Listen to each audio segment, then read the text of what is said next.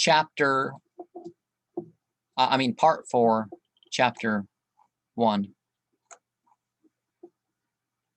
on the influence of early prejudice upon belief.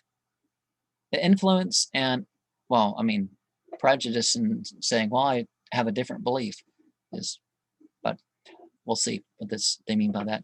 The influence and example of parents and teachers are paramount in the foundation and the formation of the character, and in nothing is this more conspicuous than in the matter of religious belief.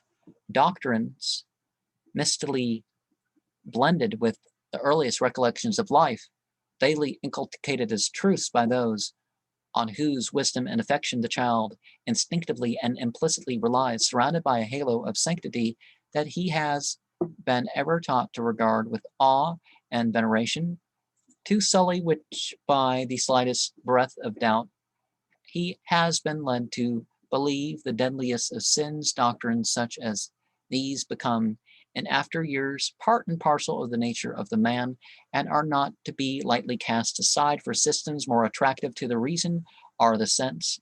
The traveler who has been so trained will confess and unreservedly believe the principles of his religion, and will act up to the practice of it with the more conscientious earnestness than he who at the outset of his journey constructs a scheme for himself upon the basis of his elders' counsel, are the conclusions of his own unaided reasoning powers. Early prejudice is an external influence, and that which is external is far more practical and active than that which is internal, for which cause much earnestness and devotion and faith and outwardness of attributes of God are found amongst travelers of this class, but light of evidence and divine grace is still wanting to make them fully understand that his knowledge, will, and power comprehend and pervade the whole range of natural causes and effects. They fail to observe that causes as well as effects yield and are subservient to his will, and attribute every event to the action of some natural law. This class of travelers will lay the greatest stress upon the efficacy of energy and exertion, and care little for submission and resignation.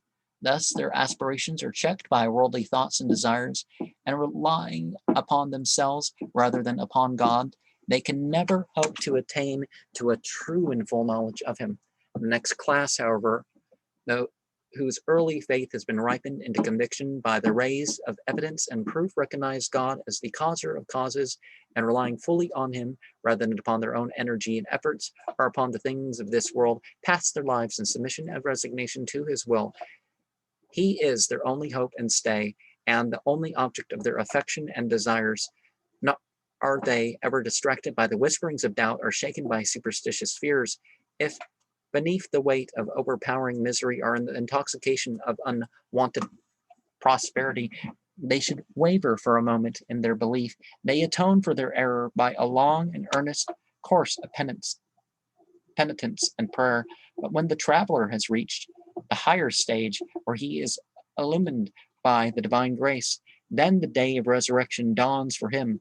The earthly clouds roll away, the heavens are opened, and God in all his glory bursts upon his dazzled view. Like those of the former class, he confesses with his tongue and believes in his heart, but his faith proceeds not from the precepts of others or the convictions of his own reason. It flows from a higher source, the fountainhead of grace itself. These are the true Unitarians, for they know and see the unity of God with a clear and certain eye. They are superior to every consideration, to energy and exertion, to resignation and submission alike. For with them, God is all in all. Okay, that's the difference between the Sufis, right? As a specimen of the arguments by which faith is to be strengthened into conviction, I may insistence those of the Unitarians. They maintain that there neither is nor can there be any other existence save that of God, and explain this position by a simile thus: had there never been night, and had men dwelt always in continual day, they never would have known what day really was. But from the constantly recurring contrast of night, they can form a clear conception of day. So had there been other than God, God would have been known, and man could have formed a clear conception of him. But as he cannot do this, man can't form the conception. It follows that there is no other than God. Ferdowsi, the celebrated author of the Shahnameh, says, "The heightened depth of all the world is centered, Lord, in thee. I know not what thou art. Thou art what thou alone canst be." The following little parable is a commonplace with them and points to the same idea, the parable of the fishes. Once upon a time, the fishes of a certain river took counsel together and said, "They tell us that our life and being is from the water, but we have never seen water and don't know what it is." Then some among them, wiser than the rest, said, "We have heard that there dwelleth in the sea a very wise and learned fish, who knoweth all things. Let us journey to him and ask him to shew us water, or explain unto us what it is." So several of their number set out upon their travels, and at last came to the sea wherein this sage fish resided. On hearing their request, he answered them thus: "O ye who seek to solve the knot, ye are in God, ye know him not. Ye sit upon the river's brink, yet crave in vain a drop to drink. Ye dwell beside a countless store, yet perish hungry at the door." Then they thanked him and said, "Forasmuch as thou hast shown us what water is not, we now know perfectly what it is." And they departed to their own homes satisfied. Another class of Unitarians maintained that there are, it is true, two existences, but one is real, which is of God, and the other imaginative, which is but a mirage and a reflection of the real. Thus, neither the world nor the vicissitudes of human life have any real existence. They are mere reflections of the existence of God.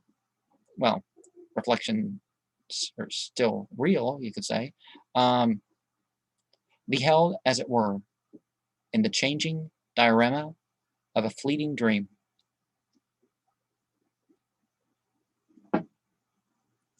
There was a couplet used when accusing the poet before Shah Mahmud of heresy and Sufism. Well, in a way, Sufism is heresy. So is every true belief. Your opinion forming. You're having your own opinions. Whether you're completely in submission to some existing path or not, it doesn't, or some conservative form of that path. Still heresy if it's completely authentic. The Sultan, in consequence, refused Ferdowsi the full reward which he had promised him for the composition of a Shahnameh, and compelled him to seek safety in flight from Ghazni. This conduct called forth from Ferdowsi the spirited satire which is so much admired in the East, and in which he defends himself as follows: "Men fain would call me infidel or worse, and say that heresy defiles my verse. And sure no viler caitiff e'er was born than he whose soul religious truths would scorn. They lie, I serve my God and prophet still, though a tyrant would my lifeblood spill. Ne'er shall my soul from duty's path be led, not were thy sword uplifted o'er my head."